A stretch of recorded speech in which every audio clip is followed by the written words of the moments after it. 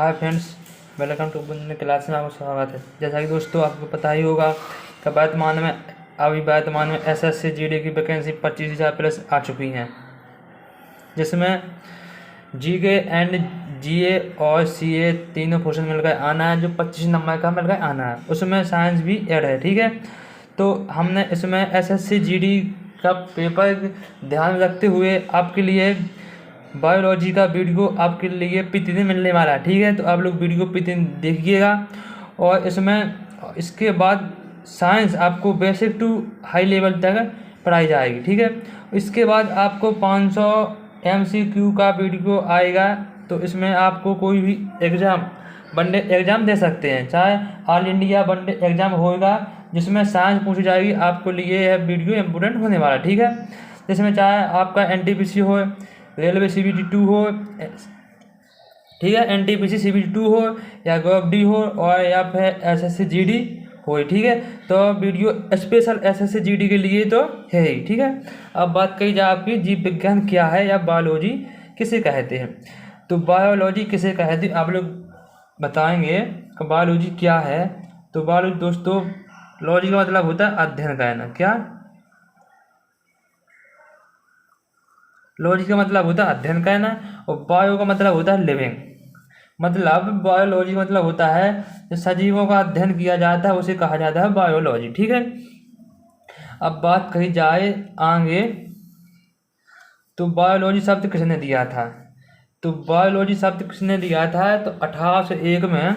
कब? 1801 में जीव विज्ञान शब्द का सर्वप्रथम प्रयोग लेमार्क एंड टेबीनियस के द्वारा दिया गया था। किसके द्वारा? लेमार्क एंड टेबीनियस के द्वारा 1801 में जीव विज्ञान शब्द दिया गया था। ठीक है, अब इसके आगे बात कही जाए, अब पूछा जाएगा जीव विज्ञान के पितामह किन्हें कहा जाता है, यानी फादर्स ऑफ बायोलॉजी किन्हें कहा जाता है। तो फादर्स ऑफ बायोलॉजी कहा जाता है अरस्तू जी को। किनको? अरस्तू जी को कहा जाता है फादर्स ऑफ बायोलॉजी। अब इन अरस्तू जी को क्यों कहा जाता है? कुछ कारण तो होगा, जब तो इन्हें अरस्तू जी को फादर्स ऑफ बायोलॉजी कहा जाता है। अरस्तू जी ने इनने कौन सा महान काम कर दिया है जिन्हें इन्हें अरस्तू जी को जीव विज्ञान के पितामह कहा जाता है। तो इनके बारे में बता दें हम आपको, क्योंकि इन्होंने लगभग हर जीवों के बारे में विस्तार से बताया गया है। यानी हर जीव के बारे में इन्होंने अरस्तू जी ने बताया, इसलिए इन्हें बायोलॉजी का पितामह कहा जाता है। ठीक है, अब अरस्तू जी ने जीव विज्ञान के प्रकार कितने भागों में बांटा है? 2 भागों में बांटा है। अब विभाग कौन कौन से हैं? एक तो है, देखो दोस्तों भाइयों, जूलॉजी, और दूसरा है बोटनी। कौन सा है? जूलॉजी है, और दूसरा है पार्ट है बोटनी।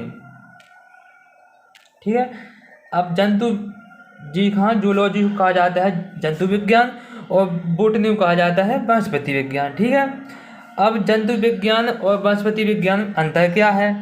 ठीक है, तो जूलॉजी क्या है? जूलॉजी 2 शब्द मिलकर बना है, जू प्लस लॉजी। लॉजी का मतलब आपको पता ही होगा, तो लॉजी मतलब होता है अध्ययन, जू मतलब होता है जानवरों या फिर जिसमें जानवरों या जीव जंतुओं का अध्ययन किया जाता है, उन्हें कहा जाता है जंतु विज्ञान। ठीक है, और वनस्पति विज्ञान वह है जिसमें पेड़ पौधों का अध्ययन किया जाता है, उन्हें कहा जाता है वनस्पति विज्ञान या बोटनी कहा जाता है। ठीक है, अब आपसे पूछा जाएगा जंतु विज्ञान के जनक कौन है और वनस्पति विज्ञान के जनक कौन है।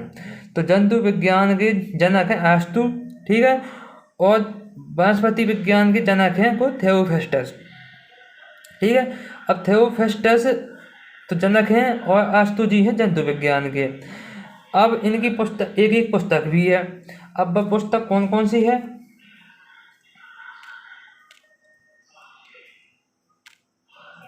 दोस्तों पुस्तक है अरस्तू जी की पुस्तक है हिस्टोरिया एनिमेलिया। कौन सी? हिस्टोरिया एनिमेलिया इनकी पुस्तक है अरस्तू जी की। ठीक है, और थियोफिस्टस जी की पुस्तक है हिस्टोरिया प्लांटियम। कौन है? हिस्टोरिया प्लांटियम इनकी थियोफिस्टस की पुस्तक है। ठीक है, आपसे पूछा जाए का अरस्तू जी की कौन सी पुस्तक है, तो सही आंसर वो आपका हिस्टोरिया एनिमेलिया। ठीक है, और थियोफिस्टस की पुस्तक कौन है? हिस्टोरिया प्लांटियम इनकी पुस्तक है। अब बात कही जाए कि जीवधारियों का वर्गीकरण क्या है। तो जीवधारियों का वर्गीकरण, ठीक है,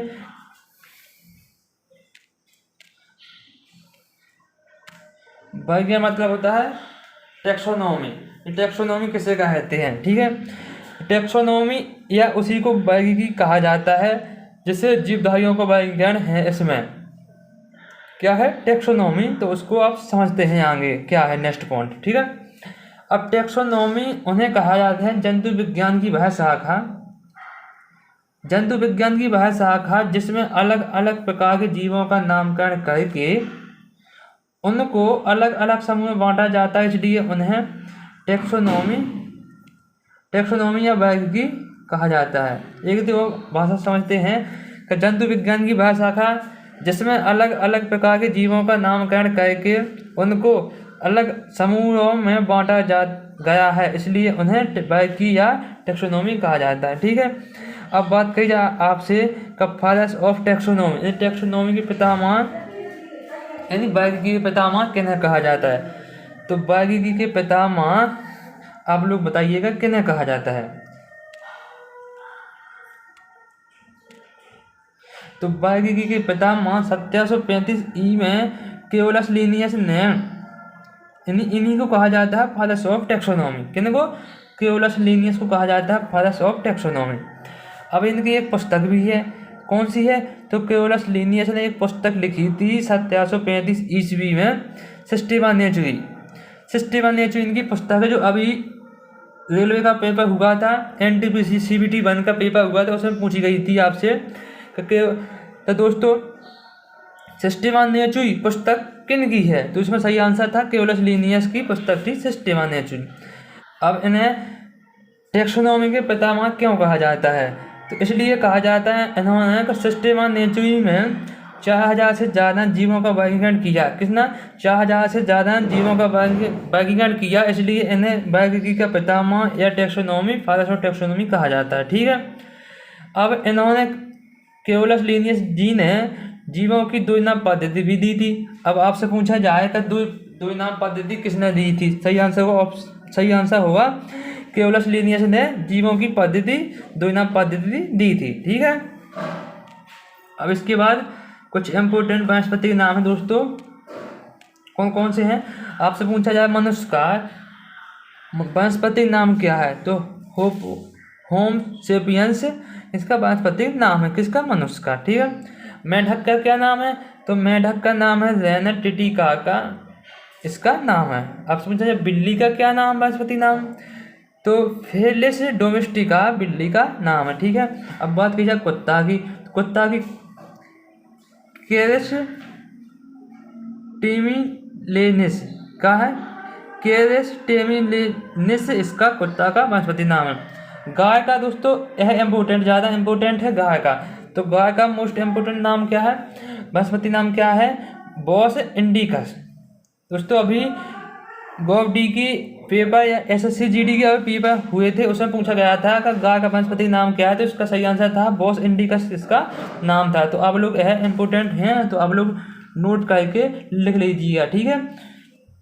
अब बात करी जाए मक्खी, मक्खी का क्या नाम है? तो मुस्का डोमेस्टिका इसका मक्खी का नाम है, ठीक है। अब बात करी जाए आम की, तो मैग्नीफेरा इंडिका आम का वनस्पति नाम है।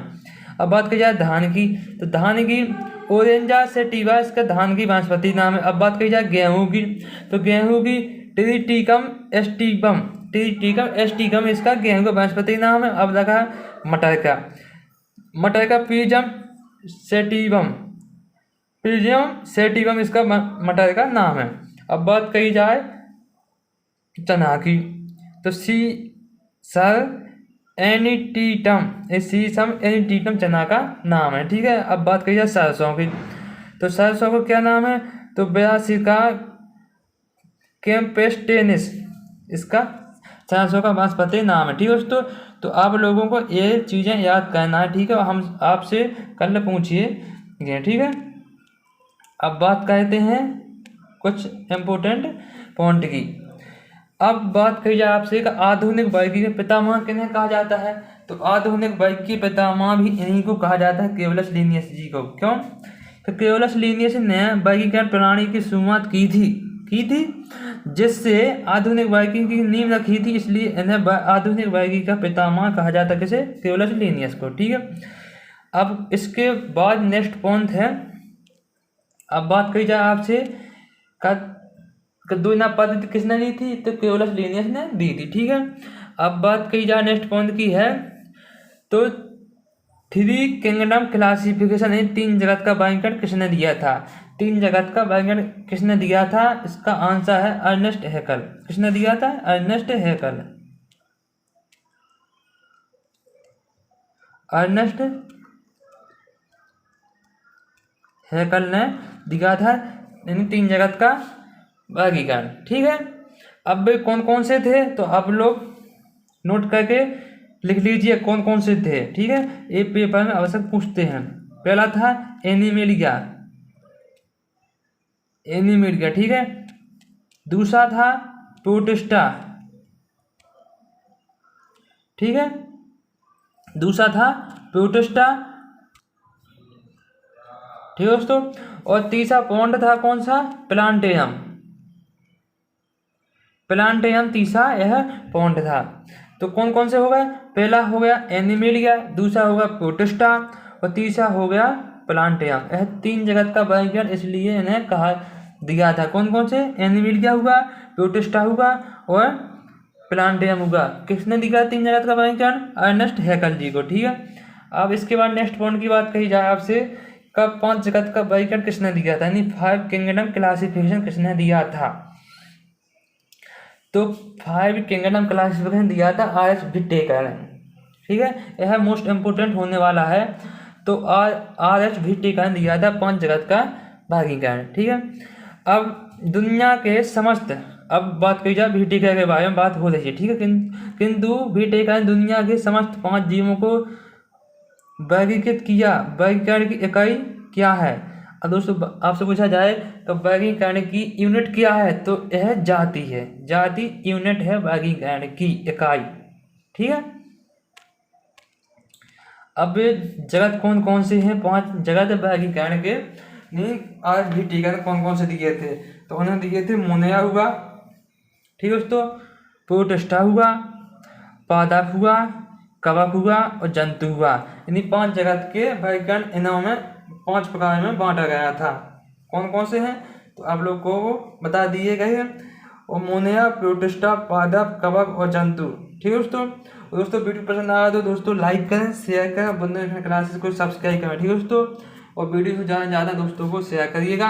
और आपके लिए 25 तारीख से निःशुल्क बैच लाए हैं आपके लिए, तो आप लोग बुंदेलखंड क्लासेस पर बैच स्टार्ट हो चुके हैं, तो आप लोग बैच को ज्वाइन करिएगा। इसमें ना कोई आपको फीस देनी है ना कोई, यह आपके लिए निःशुल्क बैच स्टार्ट किए गए हैं। ठीक है, इसमें कोई आपको फीस मीस नहीं देना है, तो आप लोग टेंशन मत लीजिएगा। और आपको 25 तारीख से स्टार्ट हो चुके हैं बैच, तो आप लोग ज्वाइन करिएगा। ठीक है, यह स्पेशल एसएससी जीडी के लिए है, और कुछ दिनों बाद हम आपके लिए लाएंगे एमपी कांस्टेबल के लिए लाएंगे। ठीक है, तो ऑल सब्जेक्ट लाएंगे, वो भी निःशुल्क होंगे, लेकिन कुछ टाइम लगेगा एमपी पुलिस के लिए। और अभी तो स्पेशल एसएससी जीडी के लिए चल रहे हैं, लेकिन एमपी पुलिस और एनटीपीसी और ग्रुप डी एक जिसमें साइंस आना है तो वो साइंस देख सकता है। ठीक है, साइंस सब में कॉमन रहती है, वही साइंस है, उसमें कुछ फर्क नहीं पड़ता है, चाहे ग्रुप डी की साइंस हो, चाहे एसएससी जीडी की साइंस हो, चाहे एनटीपीसी सीबीटी 2 की साइंस हो, या फिर कोई सी भी एग्जाम हो वनडे। ठीक है, तो उसमें जिसमें साइंस पूछी जाएगी सब सेम साइंस पूछी जाती है। ठीक है, इसमें कोई टेंशन नहीं है, तो आप लोग वीडियो को जरूर देखा है। ठीक है, अब बात करी जाए मोनेया। मोनेया क्या है, मोनेया एक जलीय जीव है। क्या है, मोनेया एक जलीय जीव है। कैसा है, जलीय जीव है। ठीक है, राइट हैंड पे आप लोग ध्यान मत दीजिएगा, आप लोग नोट कर लीजिएगा। ठीक है, हम आपको बता रहे हैं। ठीक है, ध्यान से करिएगा नोट। मोनेया क्या है, मोनेया एक जलीय जीव है। दूसरा पॉइंट है दोस्तों, यह एक कोशिकीय होता है, एक कोशिकीय होता है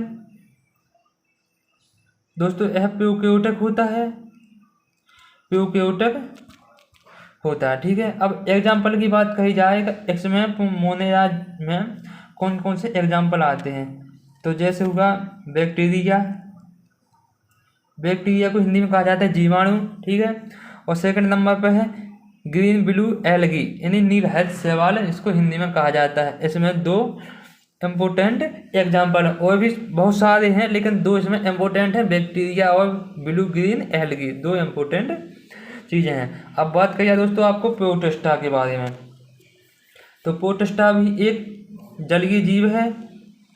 कैसा जीव है? जलीय जीव है। जलीय कहा जाता है एक्वाटिक, एक्वाटिक मतलब जलीय जीव है। यह एक कोशिकीय होता है। कैसा होता है? एक कोशिकीय होता है, लेकिन यह यूकेरियोटिक होता है। कैसा होता है? यूकेरियोटिक होता है। अब इसमें कौन कौन से हैं एग्जाम्पल की बात कही जाए तो जैसे हुआ, जैसे प्लाज्मोडियम हुआ, प्लाज्मोडियम हुआ, पैरामीशियम हुआ, यह मोस्ट इम्पोर्टेंट होने वाले हैं, इम्पोर्टेंट प्लाज्मोडियम और पैरामीशियम इसमें मोस्ट इम्पोर्टेंट है टू। अब बात कही जाए आपको पादप की, पादप, पादप इसको कहा जाता है इंग्लिश में प्लांट, प्लांट। ठीक है, अब प्लांट क्या है? सर्वव्यापी है। कैसा है? सर्वव्यापी होता है, और यह स्वपोषी होते हैं। कैसे होते हैं? स्वपोषी होते हैं, यूकेरियोटिक होते हैं, यूकेरियोटिक होते हैं, बहुकोशिकीय होते हैं। ठीक है, और इसमें कोशिका भित्ति पादप, इसमें कोशिका भित्ति पाई जाती है जो सेल्यूलोज की बनी होती है। कैसी? सेल्यूलोज की बनी होती है, कोशिका भित्ति पादप में पाई जाती है। ठीक है, अब बात कही जाए दोस्तों आपको फंजाई या कवक। ठीक है, अब फंजाई के बारे में बात कही जाए तो इसमें पहला पॉइंट नोट करिएगा। पहला पॉइंट है यह बहुकोशिकीय होते हैं, मोस्टली मल्टीसेलुलर होते हैं, मतलब ज़्यादातर बहुकोशिकीय होते हैं। ठीक है, दूसरा पॉइंट नोट करिएगा आप लोग, यह मितोपजीवी होते हैं। कैसे होते हैं? मितोपजीवी होते हैं, मोस्टली मल्टीसेलुलर होते हैं। ठीक है, मोस्टली यानी ज़्यादातर बहुकोशिकीय होते हैं। ठीक है, अब इसमें आप लोग एग्जाम्पल से समझ जाएंगे कि कैसा मोस्टली होता है। अब बात कही जाए आपसे एग्जाम्पल में म्यूको कैसा है? बहुकोशिकीय है। ठीक है, ये तो बात आपको समझ में आ चुकी होगी। अब दूसरा एग्जाम्पल में बात कही जाए तो इसमें आएगा जैसे ईस्ट कैसा है? तो ईस्ट एक कोशिकीय है। ठीक है, इसलिए इसको कहा जाता है मोस्टली मल्टीसेलुलर यानी ज़्यादातर बहुकोशिकीय इन्हें कहा जाता है। ठीक है, और मितोपजीवी होते हैं और यूकेरियोटिक होते हैं, और ठीक है दोस्तों, और इसमें कोशिका भित्ति पाई जाती है। तो कोशिका भित्ति पाई जाती है तो नेक्स्ट पॉइंट क्या है? जो कोशिका भित्ति काइटिन की बनी रहती है। किसकी? काइटिन की कोशिका भित्ति, काइटिन की कोशिका भित्ति होती है। ठीक है, ठीक है दोस्तों। अब इसके बाद आएगा नेक्स्ट पॉइंट आएगा 5 जंतु यानी एनिमल को ही जंतु कहा जाता है। अब जंतु कैसे हैं? तो यह सर्वव्यापी है। कैसे हैं? सर्वव्यापी है। ठीक है दोस्तों, अब नेक्स्ट पॉइंट और है दोस्तों, यह परपोषी होते हैं। कैसे होते हैं? परपोषी होते हैं। ठीक है, सर्वव्यापी होते हैं। इसमें कोशिका भित्ति पाई जाती है कि नहीं पाई जाती? तो आप लोग बताएंगे इसमें कोशिका भित्ति पाई जाती है कि नहीं पाई जाती है? तो इसमें कोशिका भित्ति यानी सेल वाल एब्सेंट होती है, मतलब इसमें जंतु में कोशिका भित्ति नहीं पाई जाती है।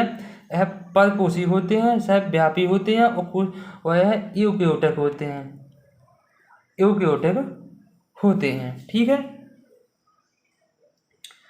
और दोस्तों आपसे एक पॉइंट इसमें मोनिया में रह गया है, तो आप लोग नोट कर लीजिएगा। मोनिया में यह पैरासाइट के होते हैं। कैसे होते हैं? पैरासाइट होते हैं, मतलब यह परजीवी होते हैं मोनिया। ठीक है। अब बात करिए दोस्तों आप लोगों के बारे में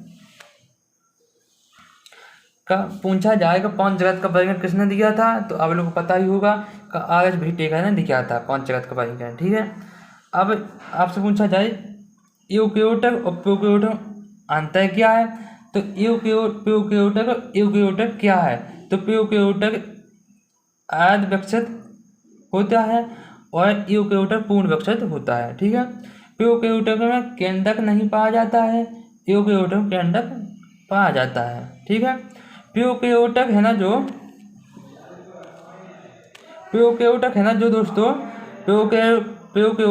प्रोकैरियोटिक है दोस्तों, इसमें डीएनए प्रोटीन के साथ नहीं पाया जाता है। इसमें डीएनए प्रोटीन के साथ नहीं पाया जाता है। किसमें? प्रोकैरियोटिक में नहीं पाया जाता है। ठीक है। लेकिन यूकेरियोटिक में डीएनए प्रोटीन के साथ पाया जाता है। ठीक है दोस्तों। अब इसके बाद बात कही जाएगा, इसमें राइबोसोम 70 इस प्रकार के पाए जाते हैं। किसमें? प्रोकैरियोटिक में राइबोसोम 70 यानी 70 इस प्रकार के पाए जाते हैं। ठीक है। और यूकेरियोटिक में दोस्तों इसमें राइबोसोम 80 इस प्रकार के पाए जाते हैं। ठीक है। इसमें 80 इस प्रकार के पाए जाते हैं। तो आप लोगों को पता ही चल गया होगा कि प्रोकैरियोटिक और यूकेरियोटिक में अंतर क्या है और इसमें किसे कहा जाता है। तो ठीक है दोस्तों, तो एक बार और फिर से रिवीजन करते हैं। ठीक है दोस्तों। जीव विज्ञान किसे कहा जाता है, तो जीव विज्ञान बायोलॉजी किसे कहा जाता है, तो बायोलॉजी 2 शब्दों से मिलकर बनी है। कौन कौन सी? Bio plus logy. लॉजी का मतलब होता है अध्ययन करना, बायो का मतलब होता है लिविंग, सजीवों का अध्ययन करना बायोलॉजी कहा जाता है। जैसे सर्वप्रथम प्रयोग किसने दिया, सर्वप्रथम नाम किसने दिया था, तो सर्वप्रथम नाम लेमार्क एंड टेविनियस ने दिया था सर्वप्रथम नाम। जीव विज्ञान के पितामह किन्हें कहा जाता है, तो जीव विज्ञान के पितामह अरस्तू को कहा जाता है जीव विज्ञान का पितामह। ठीक है। इन्हें क्यों कहा जाता है, तो इन्होंने लगभग हर जीव के बारे में विस्तार से बताया है। ठीक है दोस्तों। अब बात कही जाए अरस्तू जीव विज्ञान में 2 प्रकार में बांटा गया था, तो जंतु विज्ञान और वनस्पति विज्ञान में बांटा गया है। ठीक है। जूलॉजी और बॉटनी। यानी जूलॉजी क्या है, जिसमें जानवरों का या जंतु विज्ञान का अध्ययन किया जाता है उसे कहा जाता है जूलॉजी या जंतु विज्ञान। और बॉटनी कहा जाता है जिसमें पेड़ पौधों का अध्ययन किया जाता है उसे कहा जाता है वनस्पति विज्ञान। ठीक है। इनके एक जनक भी हैं वनस्पति विज्ञान के, को थियोफ्रास्टस इनके जनक, जिनकी पुस्तक है हिस्टोरिया इन प्लांटियम इनकी पुस्तक है। और अरस्तू जी की पुस्तक कौन है, हिस्टोरिया एनिमेलिका इनकी पुस्तक है। ठीक है दोस्तों। अब वर्ग क्या है, तो आप लोगों को बता दी गई कि वर्ग किन्हें कहा जाता है और वर्ग की पितामह किन्हें कहा जाता है, केवलस लीनियस को वर्ग के पितामह कहा जाता है। ठीक है। इनकी पुस्तक है सिस्टेमा नेचुरी, तो आप लोग इसको नोट कर लीजिएगा इनके पुस्तक के बारे में। इसमें मोस्टली आप लोग नोट करके लिख लीजिएगा, यह पेपर में आवश्यक पूछी जाती है। हर पेपर में कौन भी सी का भी हो, चाहे SSC GD का हो, चाहे NTPC 2 का हो, चाहे ग्रुप D का हो, चाहे वनडे एग्जाम किसी का भी हो, इसमें कोई ना कोई शिफ्ट में पूछा ही जाएगा। तो आप लोग नोट करके लिख लीजिएगा। सिस्टेमा नेचुरी किनकी पुस्तक है, केवलस लीनियस जी की। ठीक है दोस्तों। अब बात कही जाए जो भी इम्पोर्टेंट नाम है या वनस्पति नाम है, तो आप लोग नोट कर लीजिएगा। ठीक है दोस्तों। तो मैं आशा करता हूँ तो आप लोगों ने नोट कर लिया ही वो होगा, और आप लोग कल कमेंट बॉक्स में जरूर बता दीजिएगा आंसर जो जिनके बारे में हम पूछेंगे। ठीक है दोस्तों। अब केवलस लीनियस ने 2 नाम पद्धति दी थी, इन्हें आधुनिक वर्ग के पितामह कहा जाता है। और 5 जगत का वर्गीकरण किसने दिया था, 5 जगत का वर्गीकरण दिया था आर.एच. व्हिटेकर ने। 3 जगत का वर्गीकरण दिया था अर्नेस्ट हैकेल जी ने दिया था। ठीक है दोस्तों। इसके बारे में भी आपको पता चल ही गया। ठीक है। तो यह जगत के नाम हैं, कौन कौन सी जगत में बांटा था आर.एच. व्हिटेकर ने, तो मोनिया, प्रोस्टेटा, पादप और कवक जंतु, इसके बारे में हमने आप लोगों को बता दिया। तो आज लोग ठीक है दोस्तों, तो आज का वीडियो यहीं पर समाप्त करते हैं। मिलते हैं नेक्स्ट वीडियो मिलते हैं दोस्तों। आप लोग बताइए कमेंट बॉक्स में कि आपको वीडियो कैसा लगा, वीडियो पसंद आया दोस्तों लाइक करें, शेयर करें, बुंदेलखंड क्लासेस सब्सक्राइब करें दोस्तों, हो जाता है दोस्तों को शेयर करें, ठीक है। और वीडियो से कोई भी सुझाव हो तो आप कमेंट बॉक्स में जरूर बताएं। तो वीडियो से कोई भी सुझाव हो या फिर कोई भी, या हमारे टीचर्स हैं या हमारी टीम्स हैं या हमारे इंस्टीट्यूट कोई भी समस्या हो तो आप लोग बताएं, और या कोई सुझाव देना चाहते हो तो आप लोग कमेंट बॉक्स में जरूर सुझाव दें, ठीक है। उसके लिए हम वेट करेंगे, ठीक है। जय हिंद, धन्यवाद दोस्तों। पढ़ेगा बाहर तो बढ़ेगा बाहर।